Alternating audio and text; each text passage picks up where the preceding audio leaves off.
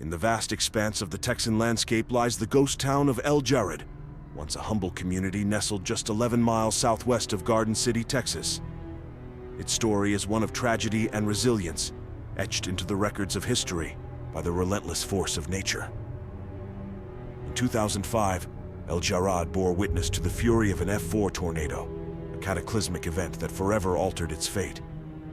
With a population of 63, the town faced unimaginable devastation as the tornado swept through, claiming the lives of 14 residents and leaving a trail of destruction in its wake. Homes were reduced to rubble, businesses shattered, and the once thriving community was brought to its knees. Despite valiant efforts to rebuild, Jarrad never regained its former glory. Today, its abandoned streets and weather-worn structures stand as silent testimony to the resilience of the human spirit in the face of adversity, a poignant reminder of the fragility of life and the unforgiving power of nature's wrath. This is their story.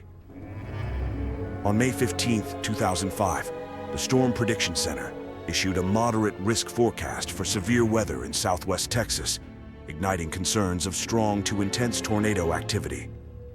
The SPC's moderate risk designation is not one taken lightly. It indicates a significant potential for severe weather phenomena, including tornadoes, large hail, and damaging winds.